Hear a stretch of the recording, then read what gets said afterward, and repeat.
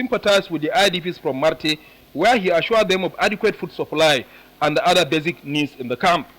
In Maiduguri, Mahmoud Koni, NTA News. Kogi State Commissioner of Police, Mr. Yakubu Usman, says the command will not hesitate to deal decisively with anyone caught instigating the Fulani farmers' crisis in the state. Correspondent Onotu Yakub reports that the police commissioner gave the warning during an on-the-spot assessment of damages following an attack on a Fulani settlement at Njema community in Amba local government area. Here is the report.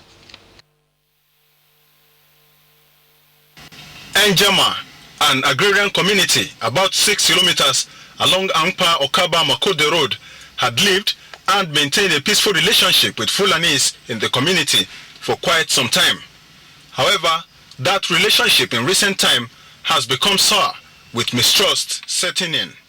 This is as a result of repeated attacks on the Fulani communities and their livestock by yet to be identified persons. The most recent incident led to the loss of over 40 cattle, while one person was injured and receiving treatment at the hospital. In Kogi State, inshallah, there is no anything like reprisal attack. When the security officers are doing their own investigation, we are going to do our own investigation. Kogi State Commissioner of Police Yakubu Usman hinted of Governor Yahya Bello's dismay over the level of wanton destruction and appealed to the Mieti Allah cattle breeders to exercise restraint as the command will stop at nothing to ensure that justice is done. I'm happy that you have assured me that there will be no reprisal attack. This I will carry to His Excellency. I will tell him this is what you have told me. Onotu Yakub, NTA News. The Nigeria Police Force has smashed a notorious kidnapping syndicate operating in Kaduna State. 6 members of the syndicate, namely Kashimu Shehu, also known as Baliago, the gang leader, Aliyu Mato, also known as Yellow, Muhammadu Maman, Hassan Bello, Bala Mohammed and Ishaku Kabiru have been arrested. This is contained in a statement from the Force Public Relations Officer, Force Headquarters, Assistant Commissioner of Police Olabisi Kolawole. The statement says the arrested suspected kidnappers who have been terrorizing Kaduna and Zaria axis of Kaduna State will be arraigned in court soon. The statement further says the gang was responsible for the abduction of Reverend Yakubu Zarma, Emmanuel Zigan and Elia Anthony on the 21st of March 2016 at Dutse village in Kaduna State. The same gang also allegedly kidnapped Danazumi Mohammed with his sister Hajara Mohammed on the 14th of April 2016 in the state. Though they were also later freed, Reverend Elia Anthony died in the custody of his abductors. The IGP, while commending the Force Intelligence Response Team and other police operatives involved in the arrest of the suspects for their dedication and professionalism, said that efforts are ongoing to apprehend the fleeing members of the gang. The Inspector General of Police also appealed to citizens to support the Nigeria Police Force by providing useful information that could help in unmasking the criminal elements in the country. This is news on NTA International reaching you from Abuja, Nigeria's capital. Still to come, London gets first Muslim mayor. Details of this and more in a moment.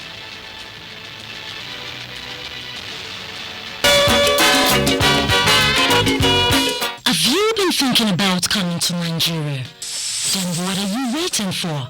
Come share in our wealth of vast resources. Come discover treasure.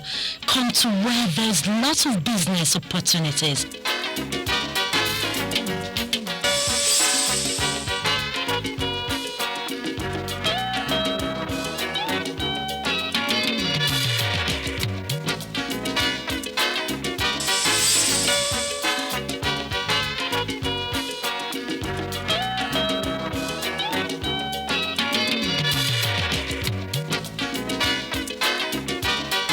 To Nigeria. Nigeria, my nation, my pride.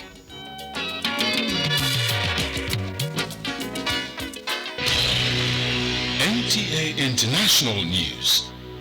Africa as it is. Thank you for staying on the news. Next is a review of stories that made headlines in the outgoing week, and Justin Bemunyi is standing by to do just that.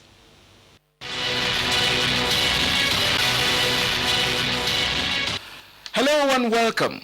Glad to have you join us on this segment of the bulletin, The Week in Review. I am Justin Bemunyi.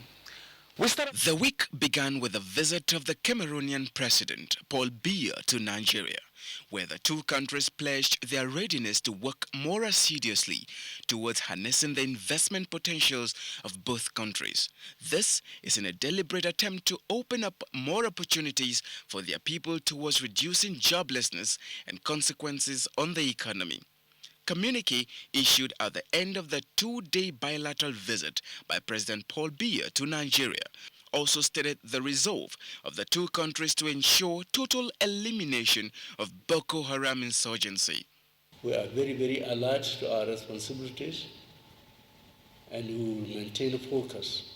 We also understood the need to focus on economic issues. The Federal Executive Council met Wednesday with Vice President Yemi Osinbajo presiding, as President Buhari was busy engaging visiting Cameroonian President Paul Biya. The council meeting was to sharpen the 2016 budget implementation.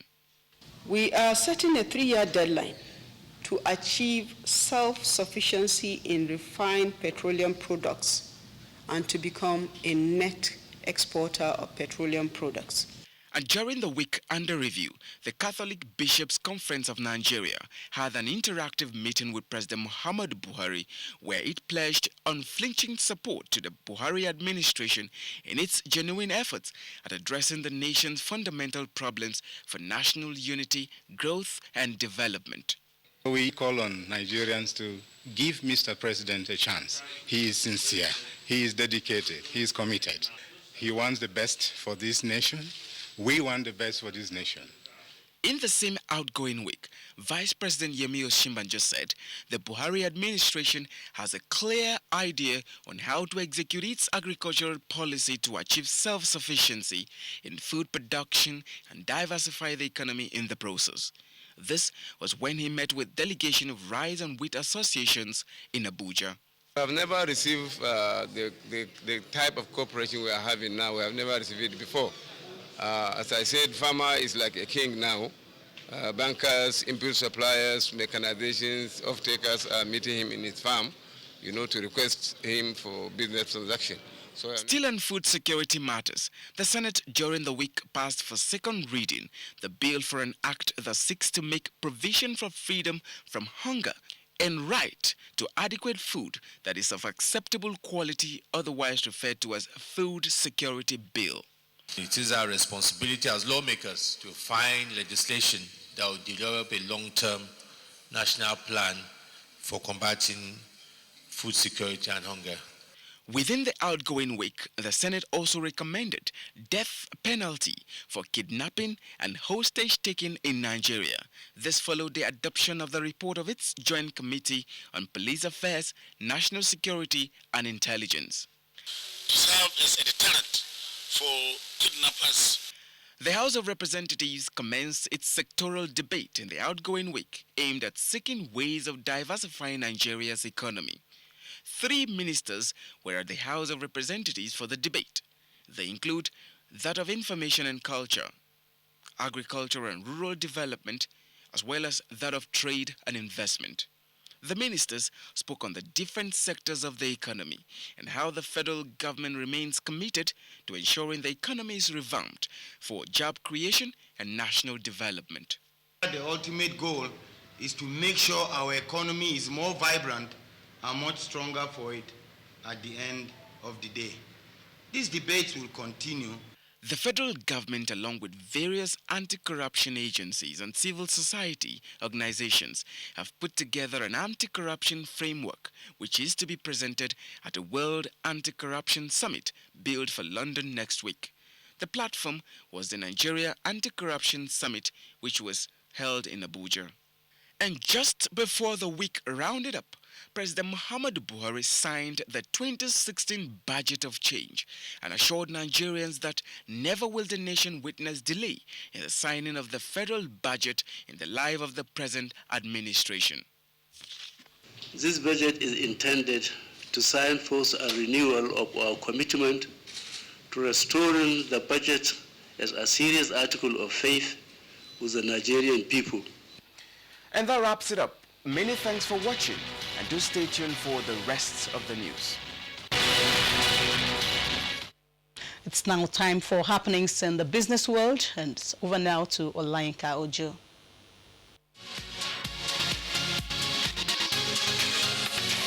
South Africa's Treasury on Saturday said government is bringing public finances under control despite recent adverse political developments. The Treasury was responding to Moody's announcement late Friday that it was maintaining South Africa's investment grade rating while assigning a negative outlook to it. China's price regulator plans to launch a large-scale and systematic antitrust investigation soon into foreign and local drug firms. The planned probe comes after China's State Planning Agency recently summoned a U.S. pharmaceutical firm as well as a number of distribution companies and medical device manufacturers to collect data and information. Olayinka Ojo, NTA News.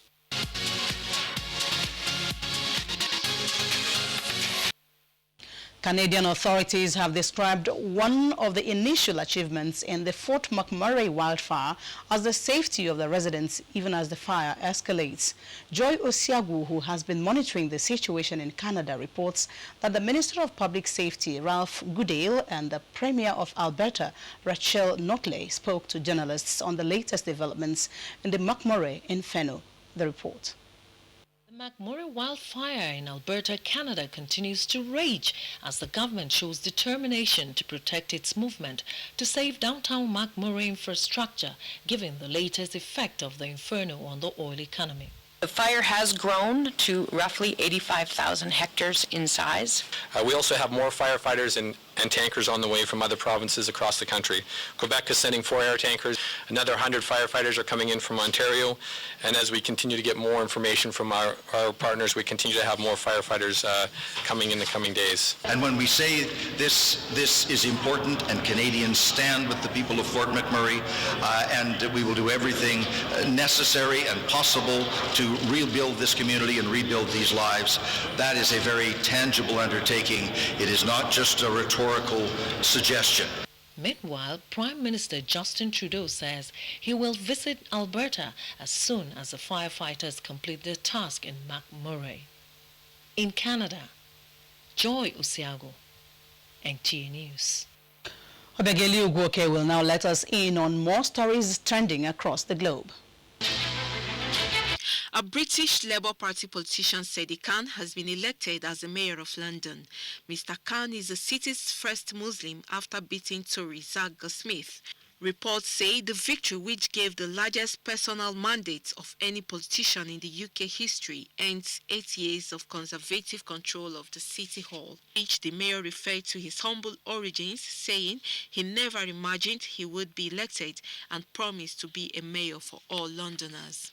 Doctors Without Borders has urged the Kenyan government to reconsider its decision to shut down the Dadaab refugee camp, warning that closure would risk the lives of more than 300,000 refugees. The Kenyan government had earlier said it would close 2 refugee camps, including Dadaab and Kakuma, due to security and economic challenges.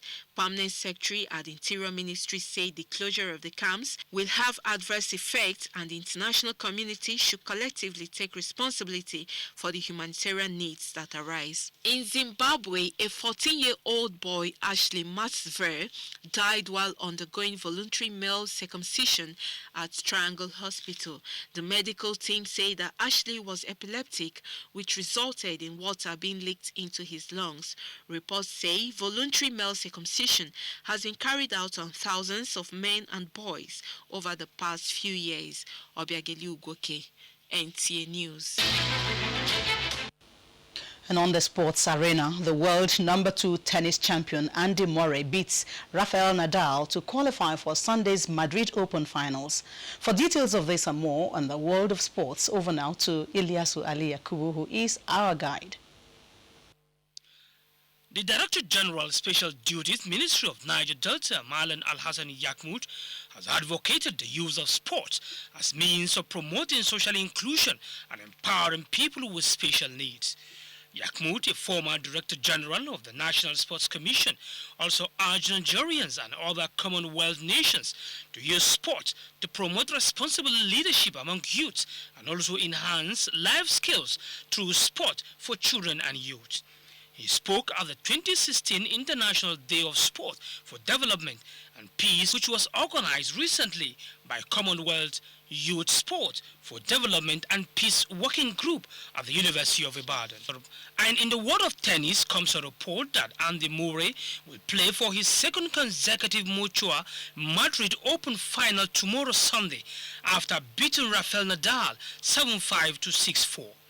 The world #2 who broke through against Nadal last year in Madrid to win his ATP World Tour Masters 1000 title on clay will play Novak Djokovic or Kei Nishikori and go for 12 Masters 1000 title.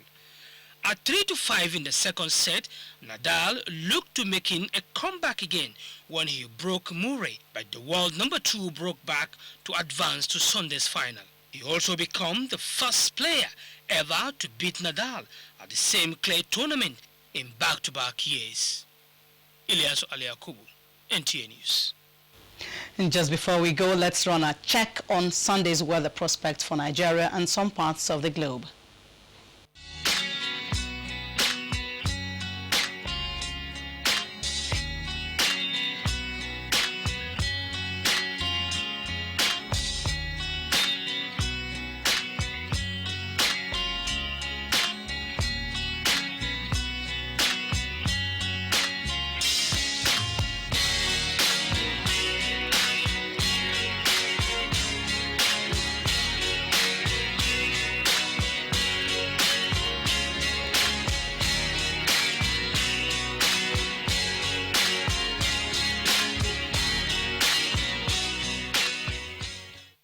And that's it on the news at this hour. Thank you for watching. I'm Nancy Godiangonihu. Bye for now.